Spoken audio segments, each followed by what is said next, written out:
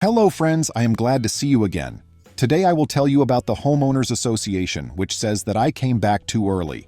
I woke up at 3:14 a.m. to my phone howling like a smoke alarm, vibrating across the nightstand and rattling a stack of mail into the carpet. I didn't recognize the number, but I recognized the tone the second I answered, stiff, clipped, and weirdly cheerful the way people are when they think they have a badge. "Good morning, Keaton," a woman chirped. "This is Carmela from the association. We noticed your garage camera went live. Did you just enter the home?" It took me a second to process that anyone other than me had been noticing my garage camera. I was standing in my entryway in travel-crumpled clothes and socks, holding a gym bag and a bag of airport pretzels, and suddenly the hallway felt like the inside of a submarine, private and pressurized. "I just got back from the airport," I said.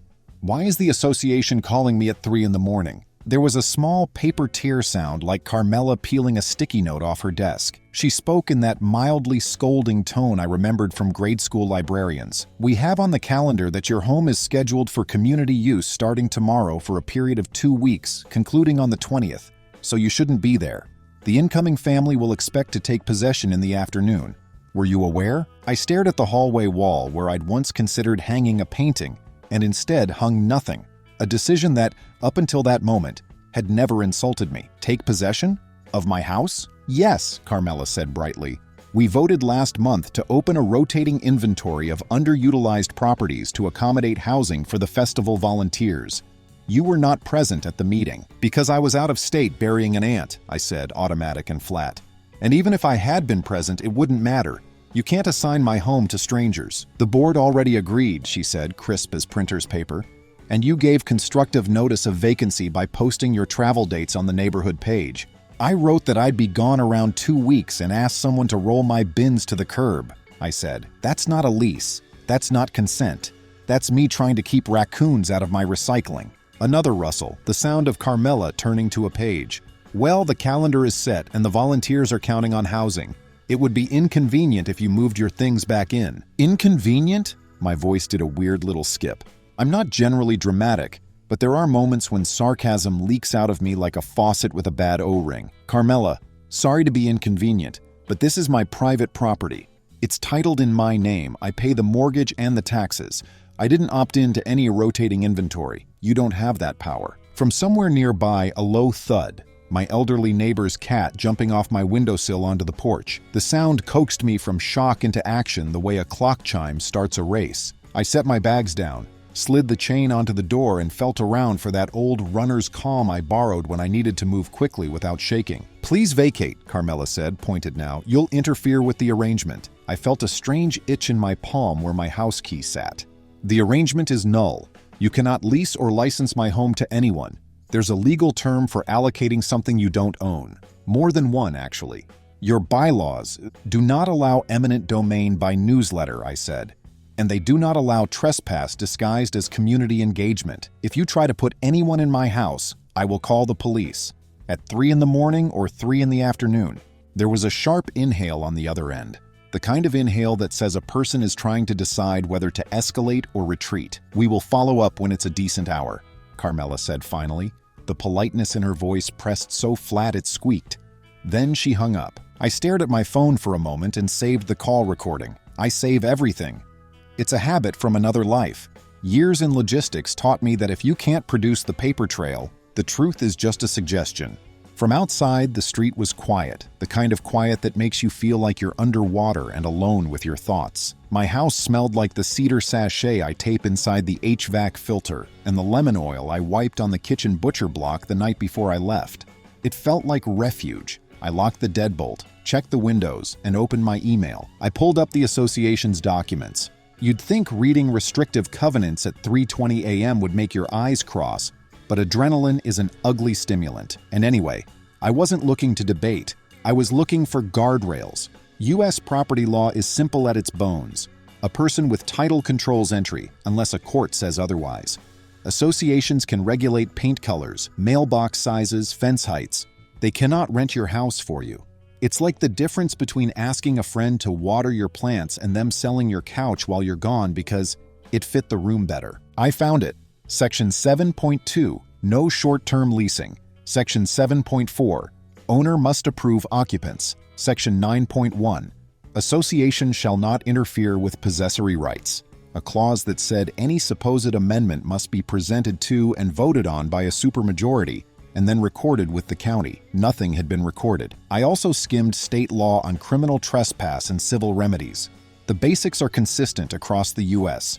If someone enters or remains unlawfully in a dwelling and you've given clear notice they're not allowed, you can involve law enforcement.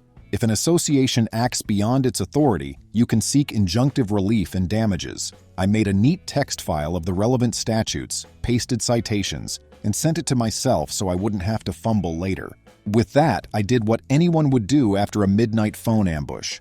I changed the Wi-Fi password. If someone on the board had requisitioned my camera feed through the shared neighborhood portal, a bad feature they'd pushed on everyone months back, that was ending now. I also set my alarm to notify me if any of the door sensors tripped. It felt paranoid. It also felt like brushing my teeth, basic hygiene. I paced the hallway, making mental notes of where my important documents were. A fire safe in the hall closet, a binder labeled "If I Get Hit by a Bus," a small ceramic bowl where I toss receipts, and I realized my phone was still warm in my hand. It buzzed again. This time it was a text from a number saved as HOA. Bo, the man who runs around the neighborhood in a neon vest, like he's auditioning to be Crossed Guard of the Month. "Hey man," his message read, "we put the festival family in your place last year for 2 nights when you were out, so this is just like that but longer. No need to get weird." There was a thumbs up emoji and a tent emoji that somehow made it worse. I scrolled up. Last year, right. I'd been gone on a business trip and arrived home to find a family of 5 barbecuing in my backyard because Bo told them it was temporary lodging. I'd been too tired and too embarrassed to make a fuss. I put them up in a hotel for the night and told the board sternly that this could never happen again. They'd said it was a misunderstanding. Apparently, misunderstandings expand. "This is your final notice," I texted back. "Any attempt to place people in my home is trespass and will be treated as such. The property is not available. Do not contact me at night again. All further communication in writing." Ball of foil energy filled my chest. I wasn't angry yet exactly. I was on that cold edge where your body is waiting for you to make sense. I sat on the couch and listened to the house breathe. A minute later, my neighbor Aria texted me. Aria and I share a fence and a habit of keeping weird hours. "Everything okay?" she wrote. "Saw your porch light pop. Also saw Bo's truck roll past slow. They tried to rent my house to strangers," I typed. "Starting tomorrow. 2 weeks." Aria's response came with the kind of speed that means a person was already staring at their phone. "That's not a thing. Want me to put one of my cameras on your driveway?" "Yes, please," I wrote, "and thanks." I slept badly for about 2 hours, then woke to sun flattening the blinds and a drumbeat in my head that spelled out lists. I made coffee. I called the non-emergency line and asked a bored but kind dispatcher how I should handle it if, hypothetically, someone tried to enter my home because an association told them they could. "Call us," she said. "Say it's a trespass in progress. Stay safe. Don't escalate. If you have documentation, have it ready. We'll send a car." I printed the relevant sections of our CC and Rs and stuck sticky tabs on them. I also printed my deed, my most recent tax bill, and a copy of a state statute that uses the delightful phrase, "Self-help is prohibited for landlords," which, since I am not a landlord to the HOA, doesn't help them at all, and the forcible detainer statute, which makes it very clear that if someone tries to oust a person in possession without court involvement, they can be sued into the next century. Then I wrote an email to the board with the subject line, "Notice of non-consent to entry." I CC'd the general inbox, Carmela, Bo, and the generic property management address for the firm they use for dues collections. I kept it clean and formal. "Dear board, I received a call at 3:14 a.m. advising me that my home is scheduled for community use starting tomorrow. You lack authority to assign, lease, or license my dwelling to any third party. Any entry without my express written consent is an unlawful trespass. I do not consent. Any attempt to force entry will be immediately referred to law enforcement. Please confirm in writing that you will cease and desist from representing that you may place occupants in my home. Regards, Keaton." I hit send.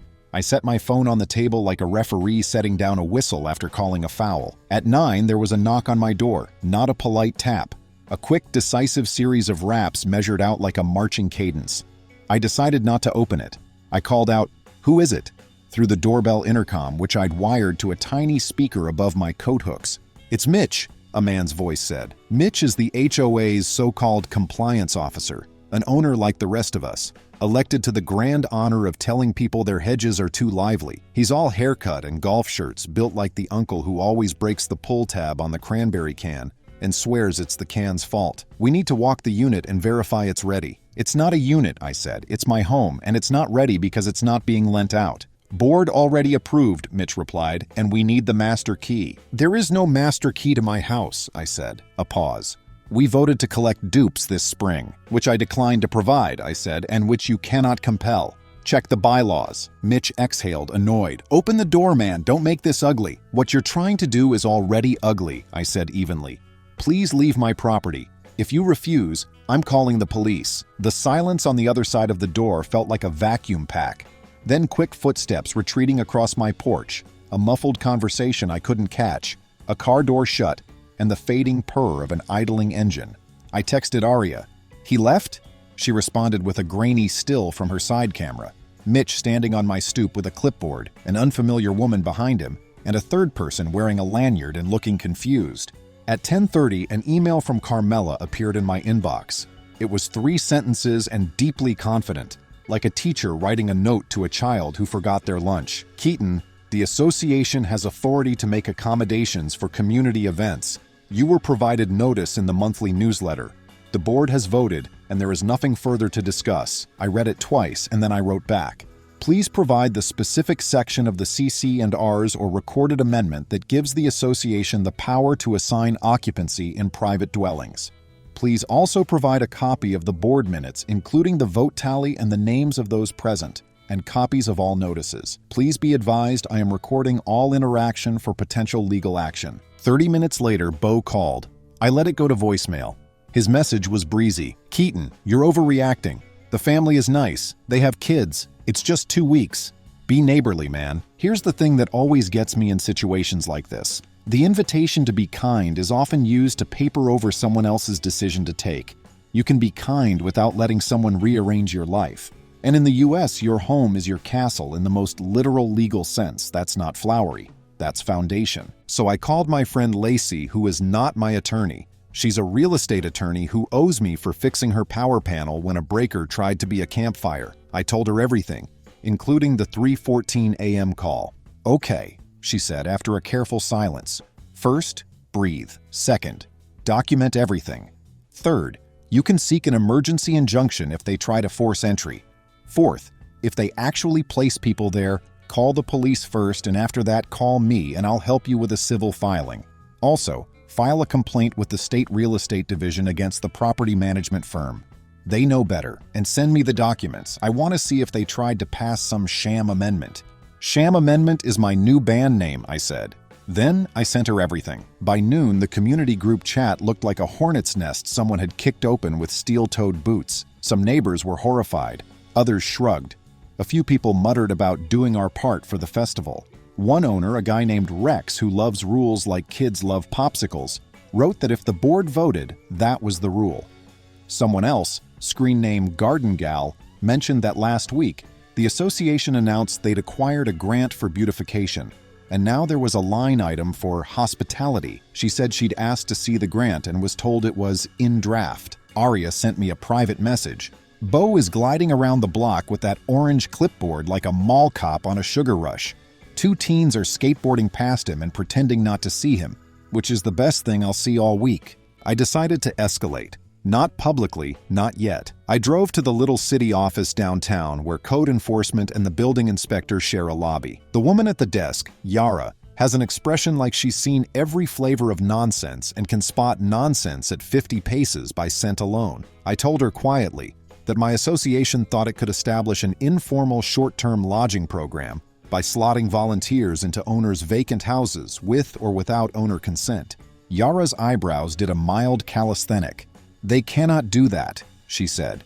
"Single-family zoning prohibits transient lodging without a conditional use permit, and if they're charging a fee or getting a grant and using guest stays in private homes to meet the grant deliverables, that's a whole other compliance issue. Also, the fire marshal would be very grumpy." "The grumpy fire marshal is a sacred American tradition," I said.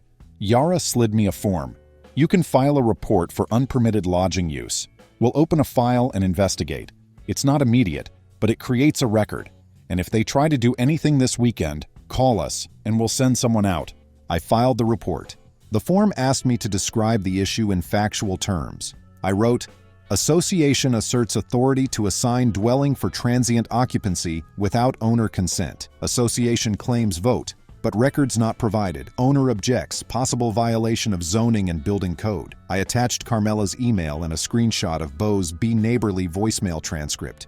Because if we're going to do this, we're going to do it with exhibits. On the way home, I stopped at a hardware store and bought new strike plates and longer screws for the exterior doors. I also bought a sign that says, No soliciting. Seriously. It felt like talismans, but practicality is a form of faith too.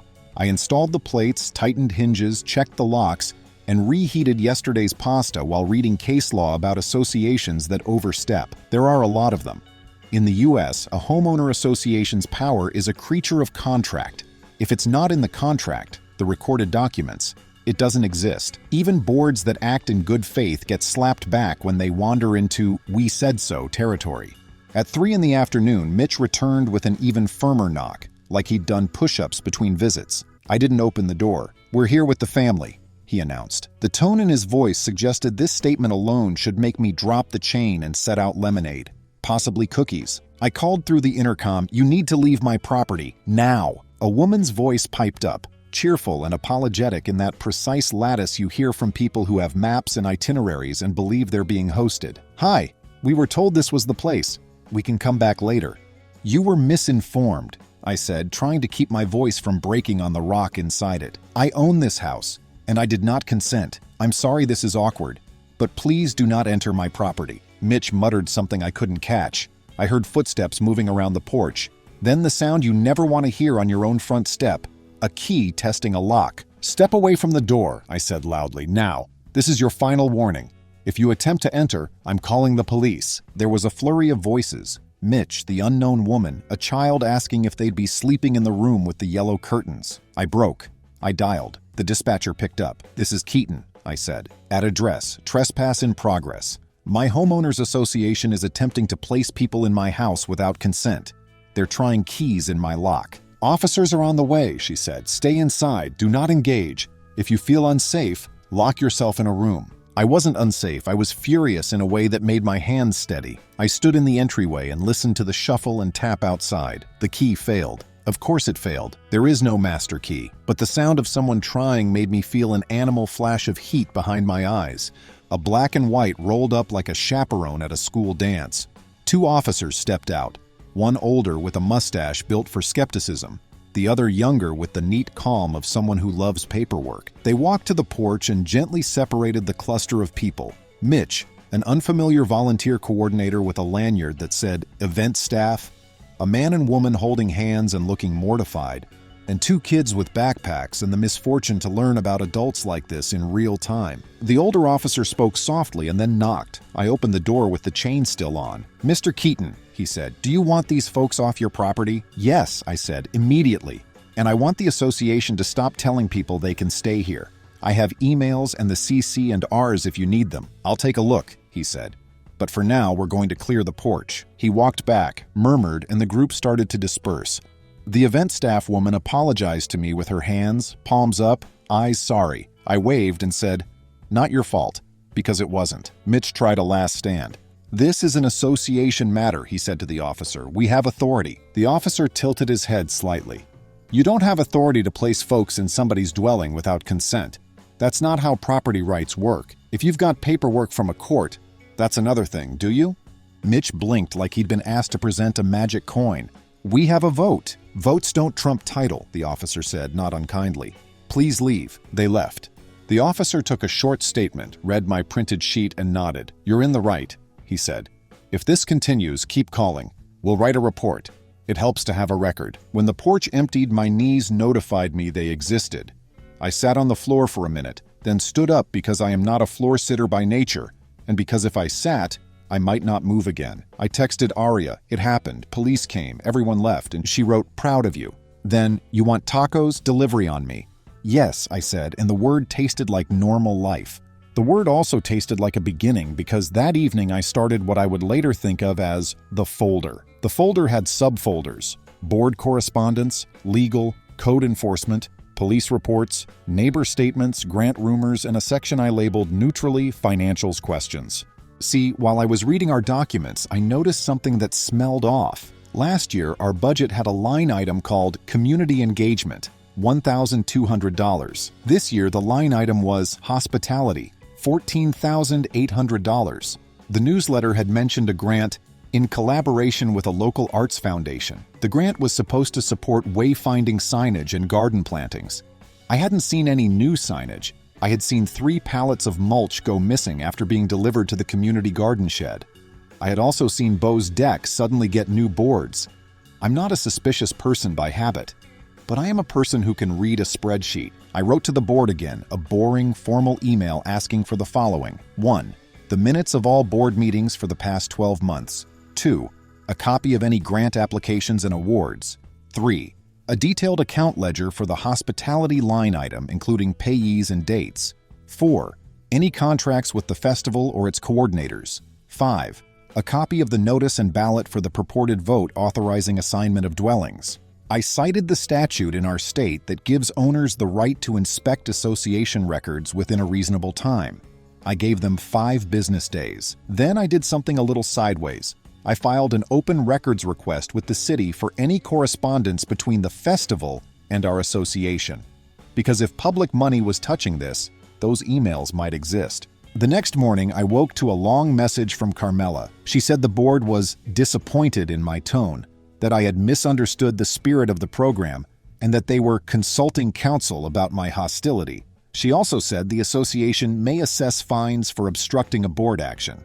I replied with an attachment, a PDF of the section in our documents that says fines can only be issued after notice and a hearing, and that any fine must be for a violation of a specific covenant. I wrote, "There is no covenant requiring me to surrender occupancy to third parties.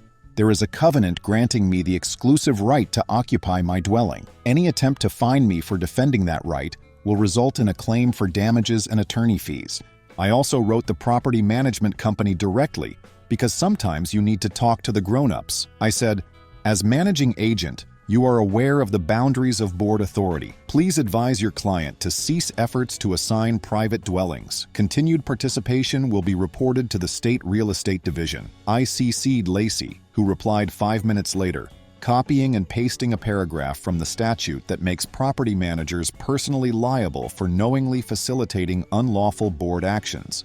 That's the thing about real estate law. For all its dense text, some of the consequences are plain. By noon, the property manager replied, "We were not aware of any rotation program," she wrote. "We do not maintain keys. We advise the board to press pause on any non-standard use pending council review." I printed that and taped it to my fridge like a child's A+ paper. Around that time, I noticed my backyard gate slightly ajar. I went outside and found fresh sneaker prints on the concrete pad next to the AC condenser. They were small, maybe a teenager. I walked the fence line and found one board that looked as if it had been nudged up and then set back. I also found a small camera mounted to the fence post on Aria's side, hers, angled helpfully to catch my back gate. It made me feel better. Then I noticed something else. A water line snaking from the common green to the side of Bo's house. It wasn't unusual to see hoses during planting season, but this one had a small splitter with a meter on it, the kind contractors use when they're paying for water they're pulling from a hydrant. I took a picture and put it in the folder. That afternoon, a white SUV pulled into my driveway and blocked it. The driver got out and approached the porch like she had a checklist and my name was an item. She was in her 30s, hair up, lanyard clipped to a belt loop. "Hi," she said. "I'm Tamsin from the festival. I'm so sorry. There's so much confusion. We were told the association had a host program." "That may be what they call it," I said, softer than I thought I had left in me. "But they can't host people in my house. I'm sorry it bounced back onto you. Can I ask who from the board arranged this?" She pulled out her phone, scrolled, winced, and read a text. "Bo. He said he chairs the hospitality committee and that they had access to several homes for 2-week windows. He sent me a list of addresses. Yours had a check mark. He also said they had a grant to cover stipends." "Stipends paid to who?" I asked. "To the hosts," she said. $200 a night. He said the association wanted to simplify things by centralizing it rather than having us book hotels. He also said you were usually out of town and amenable. I felt my face do a contortion it doesn't do often. I'm not amenable, I said. And if stipends were paid to hosts, I'd like to see who they paid. Tamsin bit her lip. We paid the association directly. There are moments when the puzzle pieces snap in so neatly you can hear it. I could picture the ledger, money into hospitality, money out to what? If they'd taken a cut, if they'd decided to be generous with other people's couches, if they'd run a de facto short-term rental operation under the banner of being neighborly. I'm going to ask you for a favor, I said. Will you send me an email summarizing what you just told me? Just the facts. That you paid the association, that Bo claimed access, that my address was on a list, that the rate was $200 a night. She hesitated, then nodded. I'll send it from my work account. This is not how we want to operate. She glanced at my porch, at the pair of sneakers by the mat, at the magnolia tree I keep trimmed because I like its shape. I'm sorry for the trouble. Me too, I said. I hope your volunteers find good housing that's actually offered. After she left, I sat down with my laptop and wrote a complaint to the state's Consumer Protection Division for deceptive practices by an association claiming authority it doesn't have and taking money for occupancy it can't deliver. I attached Tamsin's email when it arrived and I CC'd Lacey. Then I texted Aria.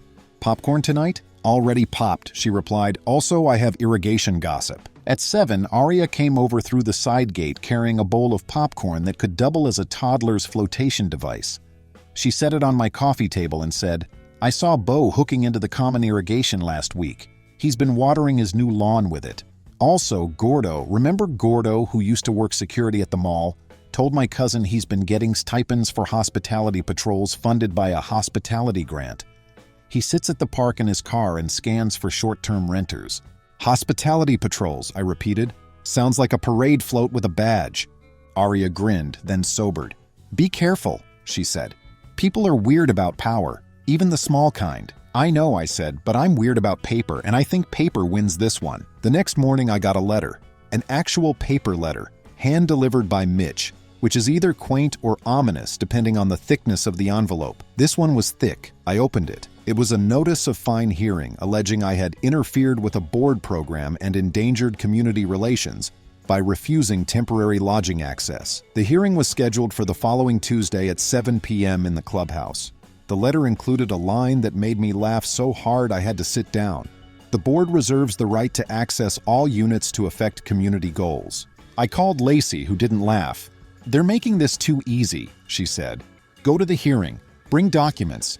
Ask on the record what authority they think they have. Say you filed complaints with the city, the state, and the police, and bring neighbors. So I canvassed, less like a politician, more like someone nudged one too many times. The board had tried to collect spare keys for emergencies. An older couple handed theirs over and later found a maintenance guy watering their plants uninvited, which isn't criminal but feels like it. Hospitality stipends were paid to 3 owners whose houses never hosted anyone, including, surprise, Bo. The community garden's mulch vanished the same day Bo's deck was replaced. The delivery driver said he saw free mulch in the back of a truck. Tilda, who walks her dog at midnight, saw Mitch test a key in my door at 3 a.m. and heard, "We'll get in after he leaves again." She had a time-stamped note and steady eyes. I gathered statements and built a timeline.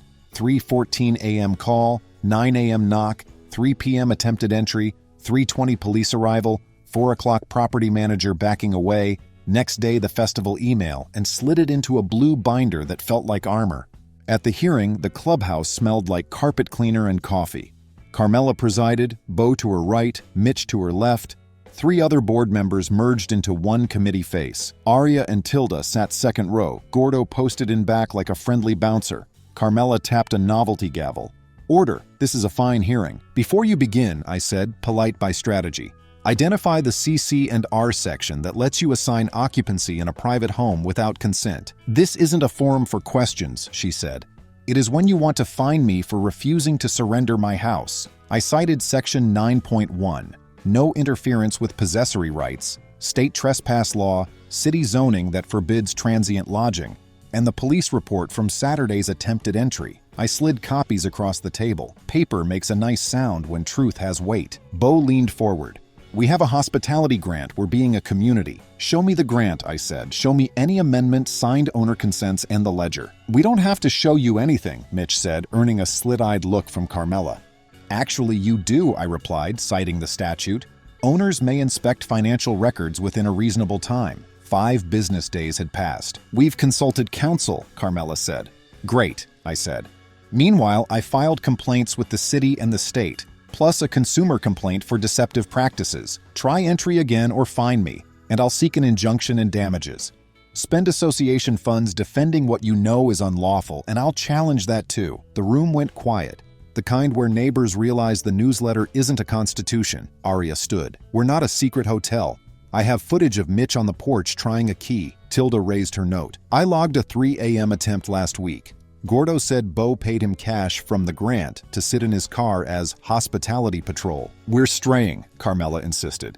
This is about Keaton refusing to cooperate. It's about the board exceeding its authority, I said. And money. I placed the code complaint, the open records confirmation, and Tamsin's email showing the festival paid the association $200 a night for host homes. This is slander, Bo blurted.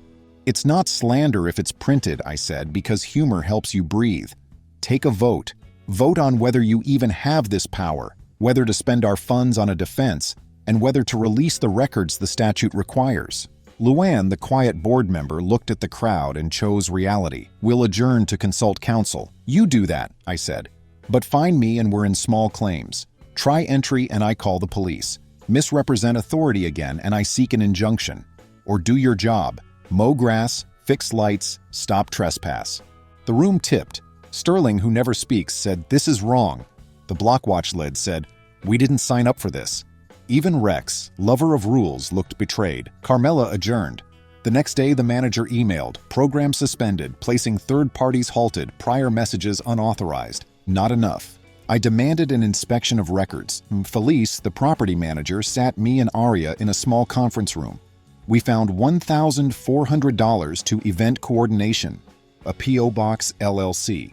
$3,800 in hospitality stipends to Bo, Mitch, and Lizette, who was out of state. No owner consents, a grant draft promising in-kind lodging, and a memo from Carmela to Bo calling it our little shortcut. The common area water bill had tripled. An invoice for park equipment matched Bo's deck delivery address. I emailed every owner, the midnight call, key attempt, payments, pictures, citations. I proposed a recall, an audit, and a simple truth: we are not a hotel. Owners who never speak wrote thank you. The festival apologized and paused cooperation. The city released emails, Bo promising 8 houses for 2 weeks, mine named, and Carmela writing, "We can provide host homes without individual owner involvement so as not to spook them." We held the recall. The board brought a lawyer who called it a misstep. I presented the timeline and exhibits, read the spook them line, showed stipends and deck lumber coded as park gear. Owners spoke. Lizette's brother wanted her key back with a receipt. Sterling regretted his tomato fine. Garden Gal wanted a real garden budget. Rex said rules mattered and were ignored. When the lawyer tried to stall, Lacey recited the clause allowing removal by majority vote. Ballots passed, counted, done. Carmela, Bo, and Mitch were recalled. Practical punishment followed. The police report sits on file. The city fined the association $2,000 for unpermitted lodging. The new board paid from the leftover hospitality money, closed the account, and opened Community Integrity Legal Reserve. Former board members reimbursed stipends. The Cousins LLC returned $1,400. Bo repaid deck materials. The irrigation splitter got tagged. The newsletter traded cheer for numbers. During the next festival, owners offered rooms voluntarily, with signed consents and emergency contacts. Aria hosted 2 artists and got a thank you note and a tiny print of our magnolia. I stayed alert, then eased. One petty aftershock, a postal box-blocked notice when nothing blocked the box. My camera showed a white sedan. The cap looked familiar. Tilda matched it to Carmela's newsletter cap. I carried the clip to the post office. The clerk retracted the notice and flagged my address for verification. Bureaucracy set to neutral instead of weaponized. We ended with sunlight and fences. The city added a consent requirement to event housing. The festival updated its handbook to remind volunteers they're guests, and lodging must be agreed to by the owner. The new board's phone now says after 9 p.m., Office closed. For emergencies, dial 911. If your association gets creative with ownership, do 3 things. Write everything down. Use the boring institutions. Ask your quiet neighbors for help. Do that, and even a 3:14 a.m. call asking why you're home so early becomes the easy click of your own lock and a decent night's sleep. Friends, thank you. See you soon.